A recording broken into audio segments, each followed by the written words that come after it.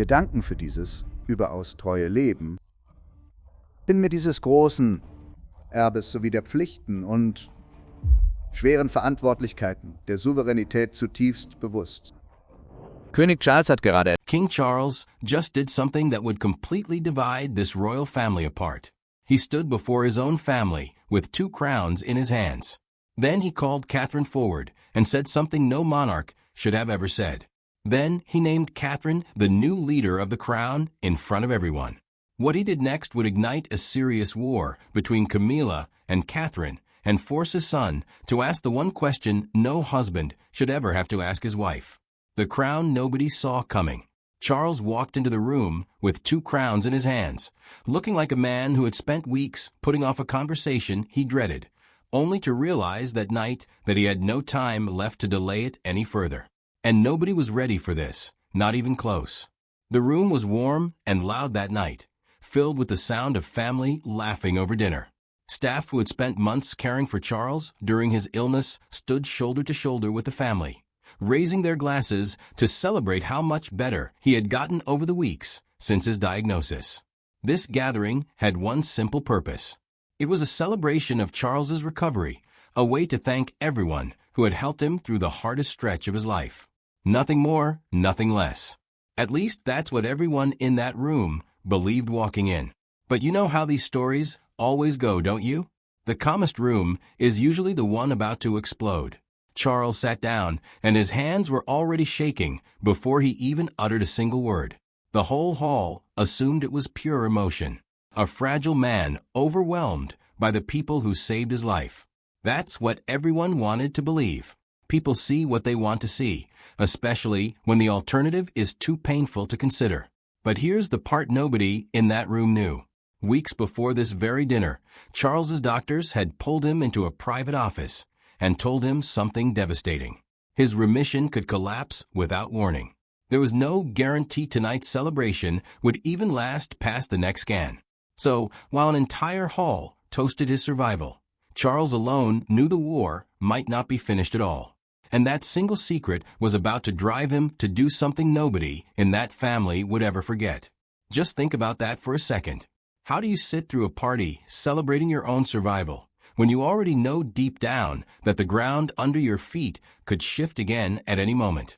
Charles had spent weeks carrying that knowledge alone, smiling through it, planning through it. And tonight was the night he finally decided to act on it rather than simply wait and see what happened. There is another detail worth understanding here. Charles had actually rehearsed a much smaller announcement earlier that week, something quiet and limited that would have given Princess Catherine a handful of extra responsibilities and nothing more. Then, without warning, he scrapped that plan 2 days before the dinner. Something changed his mind, and whatever it was, he never explained it fully to anyone, not even Princess Anne. Charles simply arrived that night with a much bigger decision already made, one that went far beyond anything he had originally planned to announce. He then called Catherine forward, and the room dropped into confused silence. 2 crowns had been sitting there the whole night, hidden in plain sight, and only now did anyone start connecting the dots. Like that wasn't unusual enough. Camilla's chair had been dragged away from Charles's side earlier that day, just far enough to feel deliberate. Camilla had noticed it before the speech even started and brushed it off as a simple staff mistake. But it wasn't a mistake. It was a warning sitting right in front of her, and she missed it completely. Sometimes the biggest disasters announce themselves quietly first. In small details nobody bothers to question until it's already too late to do anything about them. Charles quietly lifted the crown of leadership high enough for the whole hall to see. And then he dropped the words that ripped the night wide open. He named Catherine the new leader of the crown, giving her total control over public duties, family disputes, and the future face of the entire House of Windsor. This wasn't just a gift. This was a hostile transfer of power, wrapped in ribbon and dressed up as an honor, so nobody would dare question it out loud in front of the entire family. Catherine froze solid. Her eyes shot across the room and locked on to William. He gave her one small, steady nod, and in that 1 second an entire silent conversation passed between them that nobody else in that hall could crack. Was he telling her to take it or warning her to run away from all? Only the two of them will ever know. Catherine hesitated for 5 long seconds before stepping forward to take the crown from her father-in-law's trembling hands. To the crowd, it looked like utter shock, plain and simple. But 2 people standing close enough to see her face clearly said it wasn't shock at all. It was grief, sudden and raw. The kind that hits someone the second they realize disaster is unfolding right in front of them. And there's nothing they can do to stop it.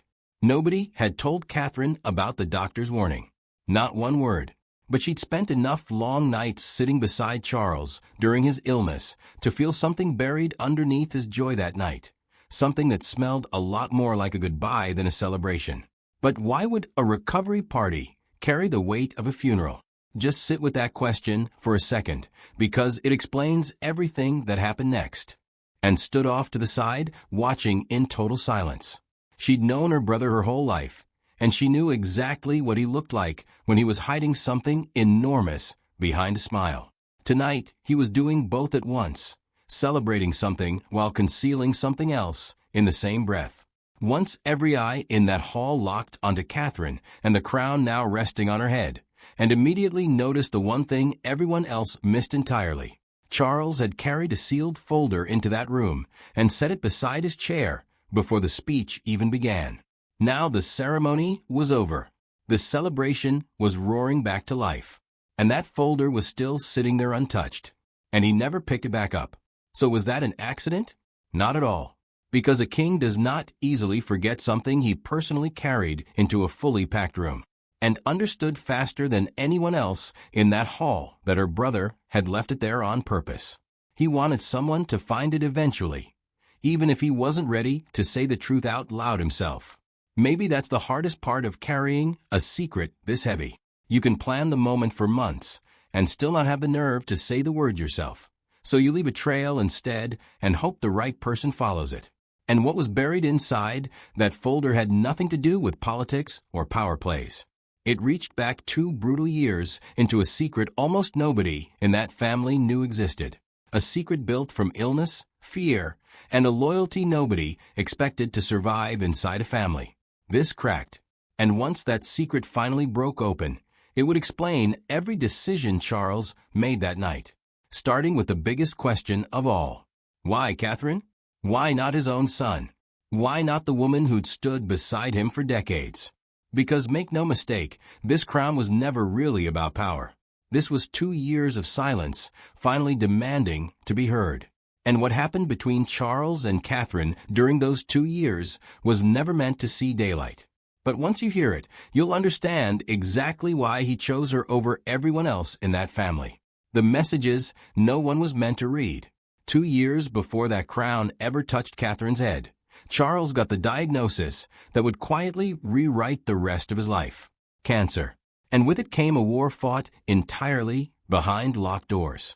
While the country outside had no idea their king was dying in silence, the palace didn't treat it like a personal tragedy. They treated it like a state emergency that needed managing. Advisors swarmed Charles with strategy meetings about optics and public statements. But almost nobody in that building sat down and asked him how he was actually feeling as a human being. Charles was expected to smile for cameras, while his own body was quietly trying to kill him from the inside. Isn't that the cruelest kind of loneliness there is? Surrounded by people every single hour of the day, and still completely alone with the one thing that actually terrified him. Just think about what that actually does to a man over time. Every single day, Charles had to walk past advisors discussing his survival odds like a business problem, then turn around and perform strength for a public that needed to believe their king was untouchable. Nobody in that building ever once asked him if he was scared. They only asked him if he was ready for his next appearance. It helps to understand what his days actually looked like during treatment. Mornings were swallowed by hospital visits, disguised as private meetings, with staff briefed to keep the details vague, even from other family members. Afternoons were spent rehearsing public appearances, so nobody would notice the weight loss or the exhaustion behind his eyes. By evening, Charles was often too drained to speak to anyone at all. And that is exactly when Catherine's messages tended to arrive.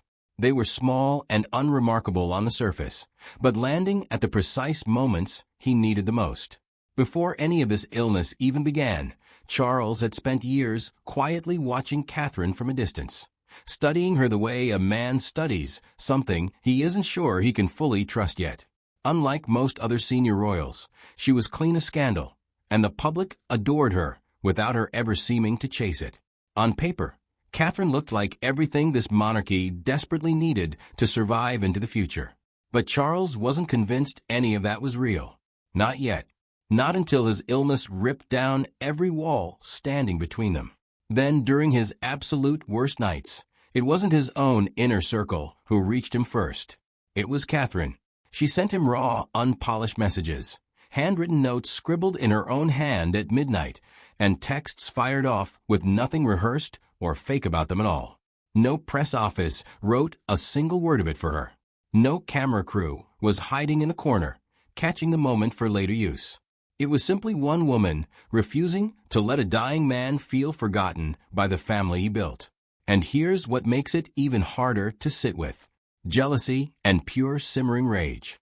And that rage had been building for a lot longer than anyone in that family realized. Camilla's war. Camilla clawed her way into this family long before the country ever agreed to accept her, and she never let anyone forget it. For years, she absorbed public hatred with her teeth gritted, weathering a storm most people would have completely crumbled under. Camilla stayed silent while headlines tore her apart piece by piece. She waited while an entire nation called her every name in the book without mercy. And slowly, painfully, one bitter year at a time, she earned her crown. Every single inch of ground Camilla stands on today, she bled for it in ways nobody outside that family will ever fully understand. It's worth sitting with what that kind of patience actually costs a person. This was year after year of reading headlines calling you a homewrecker, of walking into rooms where people whisper the second your back is turned, of knowing that no matter how many charities you support or how many hospital visits you make, a large part of the country has already decided who you are and refuses to reconsider. Camilla did all of that for decades while telling herself it would eventually be worth it once the crown finally accepted her. There is a particular memory Camilla is said to return to often from years before Catherine ever entered the family. A public event where she was booed simply for standing beside Charles loud enough that television cameras picked it up and replayed it for days afterward. Camilla stood through it without reacting, without walking away, because she understood that any visible reaction would only give the story more life. That kind of forced composure builds a certain kind of hardness in a person over time. The sort of hardness that does not simply disappear once the applause finally starts. Then Catherine walked in and was handed almost overnight everything Camilla spent decades fighting tooth and nail to win: forgiveness. She never once had to beg for adoration from a public who hadn't tested her with a single scandal or scrap of controversy. Camilla watched all of it unfold from the shadows. And underneath that calm, practiced smile she wore for the cameras, what actually burned inside her wasn't simple jealousy. It was fury, pure quiet, simmering fury that occasionally spilled over into her actions. Like years earlier, when Camilla demanded a specific set of jewels that once belonged to Princess Diana. She wanted them completely melted down and reset as her own. To her, that felt fair, even overdue, considering everything she believed she'd sacrificed for this family. But Catherine went straight to Charles and asked him privately to refuse out of respect for William and his sons, who still saw those exact jewels as one of the last physical pieces of the mother they lost far too young. Charles sided with Catherine without a second of hesitation. Camilla furiously confronted Charles over his decision, but he stood his grounds. She never forgave either one of them for it. That single moment told her with brutal clarity exactly where she stood in this family's hidden pecking order. What Camilla didn't discover until much later made everything so much darker underneath the surface. Rumor has long held that Diana herself quietly and informally once expressed a private wish that those exact jewels should one day belong to Catherine. There were no witnesses and no paperwork, just a whisper passed down through the years by people who claimed that they were there. If Camilla ever learned that detail, it would explain the venom behind her fury far better than simple rivalry ever could on its own. She wasn't just fighting a living woman for status anymore. Was she? Camilla felt like she was still fighting a ghost for a place in this family that never truly belonged to her in the first place. And that's exactly the part that makes her fury almost understandable. Nobody wants to feel like they're competing against a memory they can never actually beat. A living rival can be out-argued, outmaneuvered, even outlived. But a ghost cannot be reasoned with.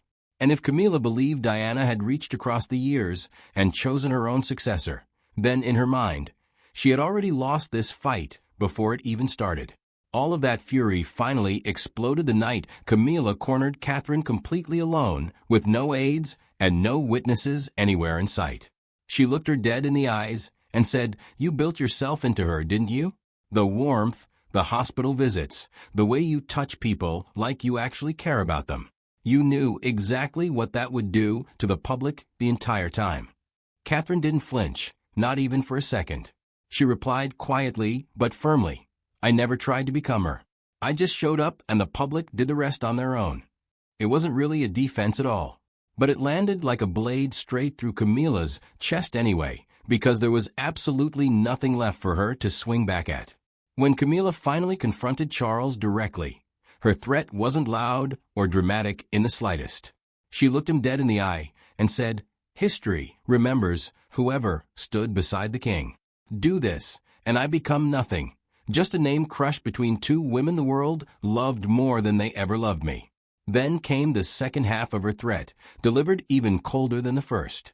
Camilla promised Charles that one day, long after this moment had completely faded from public memory, once she had absolutely nothing left in this world to protect, she would sit down for exactly one interview timed with surgical precision to land at the worst possible moment in Catherine's future and finally tell the entire world her side of everything that happened inside these walls. Was Camilla just bluffing? Nobody knows for certain yet. The coronation only just happened, and the entire family is holding its breath right now, watching closely to see whether Camilla quietly vanishes from public life in silent protest or stays deliberately visible just to deny everyone the satisfaction of watching her disappear. Camilla believed her fury alone would be enough to stop a king dead in his tracks. But she was wrong. And by the time morning broke over the palace grounds, the crown had already changed hands for good, whether she was ready to accept it or not. And the real chaos, the kind that actually threatens to destroy this family from the inside, was only just getting started. The signing happened just before sunrise in a room with only two people breathing inside it, Charles and Anne, with the rest of the palace still fast asleep. Charles's hand froze completely, hovering right above the final letter of his own name. One long, brutal pause that said more than every single word he'd spoken that entire night combined. Then he finished it and pressed the royal seal hard into the page, locking Catherine's power into permanent law with that one motion. Charles then handed Anne the pen so she could snap that seal in half right in front of him, making absolutely certain it could never be used to authorize anything else ever again. There's something worth understanding about why that seal mattered so much to Charles. A proclamation carrying the monarch's own seal cannot simply be quietly reversed later by a nervous advisor or a family member determined to undo it. So breaking that seal in front of a witness was Charles's way of making sure nobody, including himself, if his resolve ever wavered later, could pretend this decision was ever anything less than final.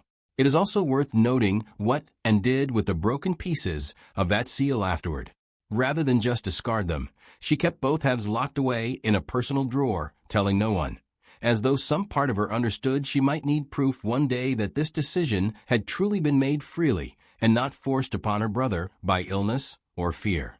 Catherine called her first council meeting that very same evening, and the room already felt like a battlefield before anyone even sat down.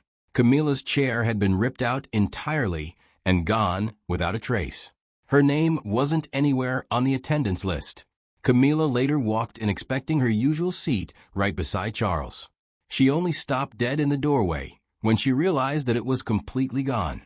Then she turned around and walked straight back out without saying a single word to anyone still sitting in that room. Then came the gut punch nobody saw coming. During that very same meeting, Catherine discovered that a signed copy of the proclamation had vanished entirely from the private office, and whoever took it had used William's own authorization code to pull it off. She ordered an immediate investigation on the spot and forbade a single person from destroying any record or altering any access log. But the damage was already sitting in that room like poison spreading through water. Someone had just made it look like her own husband turned against her on the very first night of her new power. Who would do that to their own family? Or was the real traitor someone standing far closer to Catherine than anyone in that room dared to even suspect out loud? Just consider what a move like that actually accomplishes if it worked exactly as planned. It wouldn't just embarrass William. It would plant a permanent seed of doubt in Catherine's mind at the exact moment she needed to trust her own husband more than anyone else alive. So, whoever did this understood the family well enough to know that suspicion, once planted, rarely leaves completely, even after the truth eventually comes out. The moment the room finally emptied out, William turned to his wife and asked her straight to her face, "Do you trust me?" This wasn't a question he was asking lightly, and both of them knew it the second the words left his mouth. Catherine told him she was terrified, not of him specifically, but of what this crown might end up doing to both of them before either one of them even fully understood what they were actually holding in their hands. William finally admitted the one thing that had been eating him alive all day long. Part of him resented finding out about his own father's decision at the exact same moment as the rest of the entire world, with zero warning beforehand and zero chance to prepare the woman he loved for what was about to hit her. When investigators finally recovered that missing document days later, they found something far worse than a simple theft ever could have been. One clause buried deep inside it had been secretly rewritten, quietly expanding Catherine's power to seize control over financial patronage decisions that were never part of the original version Charles actually signed that morning. Nobody knows for certain yet if the thief made that change themselves or if somebody else entirely inside these palace walls is testing exactly how much power they can steal before anyone catches them in the act. Either way, one thing is painfully clear. This conspiracy is far from finished. Later that same night, alone with his aunt in a quiet corner of the palace, William finally asked the question that had been eating him alive since the very second that crown touched Catherine's head. Did father ever think about giving this to me instead? Did he look at his own son and decide I simply wasn't enough? And said absolutely nothing back to him. Her silence answered him louder than any words ever could have. And William buried what that silence truly meant deep inside himself, refusing to share it with a single living soul, not even his own wife lying beside him that night. Catherine ended that night completely alone, staring down at the crown case sitting in front of her, genuinely unsure if she could survive what had just been forced into her hands without any warning at all. And somewhere else in that same palace, Charles finally confessed the truth to, and that he hadn't dared say out loud to another living soul until that exact moment.